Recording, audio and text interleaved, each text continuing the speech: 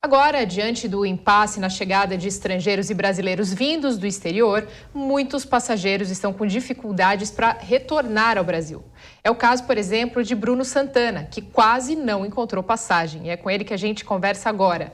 Bruno, ótima tarde. Muito obrigada por falar aqui com a Jovem Pan News. Seja bem-vindo.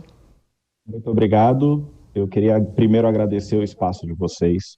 Sou uma pessoa que tentei contato com muitos órgãos de imprensa e a Jovem Pan foi a única que acolheu, devido à situação dos brasileiros, situação de mais de 250 brasileiros que estão hoje em Cape Town, que é uma cidade turística. Eu vim de lá há pouco tempo, estava fazendo intercâmbio, cheguei na última segunda-feira e me coloquei à disposição para ajudá-los e, de alguma maneira, tentar chamar a atenção do Itamaraty, da Casa Civil, de alguma maneira para ajudar esses 250 brasileiros que estão lá. Bruno, qual é a situação que você enfrentou, então, que quase inviabilizou o seu retorno aqui ao país? Eu terminei meu intercâmbio, era uma sexta-feira, meu voo de retorno seria num sábado, e quando eu cheguei no aeroporto, todos os guichês da companhia aérea estavam fechados. E eles simplesmente estavam entregando um papel para ligar, como se fosse um helpdesk deles, só que esse helpdesk deles era em Dubai. Então, não eram todos ali que conseguiam fazer essa ligação. Eu tentei fazer o endosso para outra companhia, mas não ofereceram suporte nenhum, apenas isso. Eu tive condições do momento que eu recebi essa negativa, ligar para duas empresas que cuidam das minhas viagens, e aí nós passamos aí cerca de 10 horas tentando um voo, né? E eu paguei quase 7 vezes o valor de uma passagem normal e consegui voltar por uma outra linha aérea. O problema é que junto comigo no aeroporto tinham diversas outras pessoas e é normal, nem todos eles tinham condições de voltar para o Brasil devido aos custos. E estão até hoje, né, não são 250, mas são muitos, que estão até hoje vivendo de favor com outros brasileiros, dividindo apartamentos e pessoal fazendo plantão lá no consulado, que fica em Cape Town, o consulado brasileiro. Só que o suporte que estão dando é o suporte que estão tentando contato com as companhias aéreas para ver quando voltam. E assim, eu converso diariamente com todos eles. E tem muitos voos sendo remarcados e cancelados, remarcados, e todos eles ficam nessa indecisão.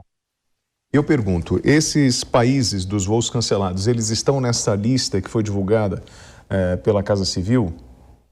Não. Esses países não. E aí... Por exemplo, vou dar um exemplo do que aconteceu hoje, tá? Em que um brasileiro foi para a Inglaterra e fazer a conexão na Inglaterra para uma companhia aérea, e lá eles estavam exigindo que já se iniciasse a quarentena na Inglaterra, cobrando a hospedagem dele na Inglaterra. Então ele teve que informar que não é a quarentena na Inglaterra, a quarentena é quando chegar ao Brasil e fazer aqui no Brasil. Então está tendo muito essa confusão lá fora. E essa confusão é por parte da empresa aérea. Então, o senhor acha que está faltando uma gestão, uma comunicação por parte do Itamaraty com o mundo, na verdade? Exatamente.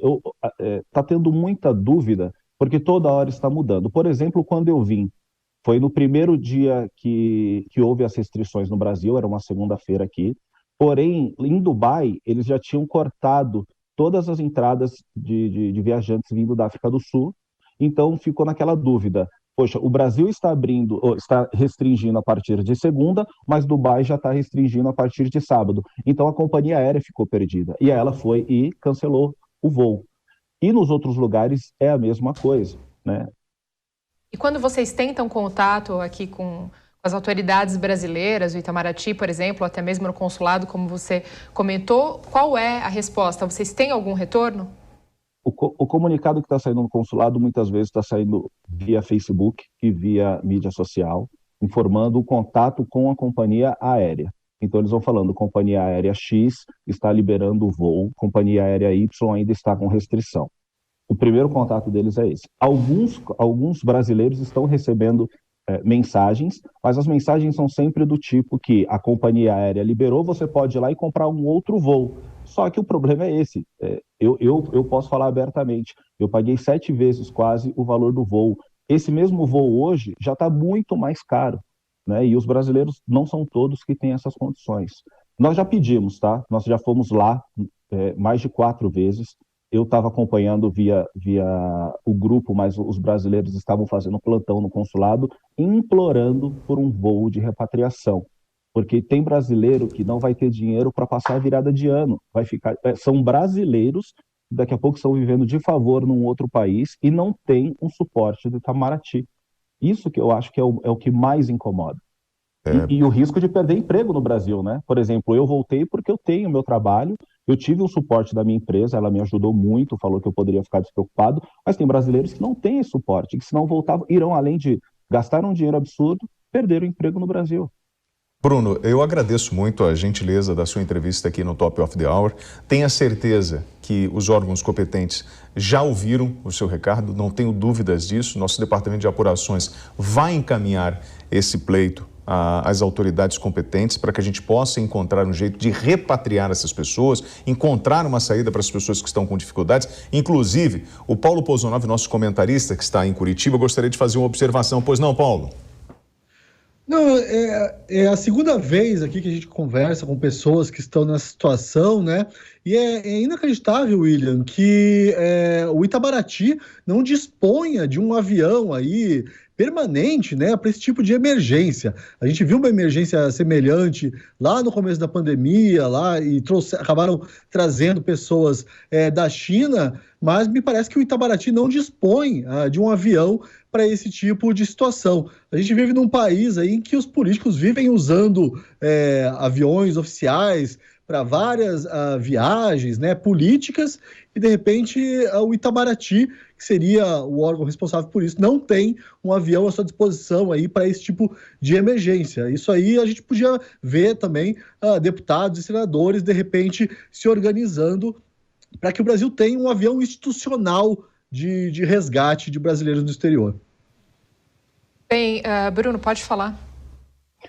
Nós cogitamos, nesse grupo são 250 pessoas, chegaram a cogitar, juntar dinheiro para ver a viabilidade de ter um voo fretado ou algo do tipo, mas são várias barreiras que nós encontramos, né? Então, a dificuldade é essa. Nós pensávamos que seria... Eu tive a doce ilusão de pensar nos primeiros dias que isso aconteceria rápido, porque pensar que são 250 pessoas não é um universo tão grande assim, mas são pessoas importantes que caberiam aparentemente em um único voo. Então, se houvesse por parte do consulado um comunicado em que os brasileiros se concentrassem em Johannesburgo ou em Cape Town e teria X vagas, com certeza entre os próprios brasileiros eles se organizariam e dariam prioridade entre eles mesmos. Bruno, com a palavra, o nosso tempo está curto, mas eu preciso das conclusões do Felipe Bueno. Só arrematando, né, juntando esse caso do Bruno e de tantos outros brasileiros com o caso do aeroporto de Guarulhos, veja só que ironia, né? A gente falando no começo de culpa do governo do Estado e falando do Estado elefante, eu não sou defensor do Estado enorme de modo algum, mas nesses dois casos não teve Estado de mais, teve Estado de menos. O Estado se omitindo, como lembrou Pozonov, no começo da pandemia foi assim também, foi de muita má vontade que os brasileiros foram resgatados, podemos dizer assim, da China, e agora está acontecendo a mesma coisa. Não chega ao exagero, né? Talvez a gente não tenha riqueza, recursos demais para ter um avião à disposição só para isso, mas dá para se organizar, né, para resgatar esses brasileiros, para que possam voltar para o país, né? Bruno Santana, obrigado pela participação aqui dos microfones da Jovem Pan. Ótima tarde e estaremos acompanhando o seu caso e o caso desses mais de 200 brasileiros que estão fora do país. Muito obrigado. Muito obrigado mesmo.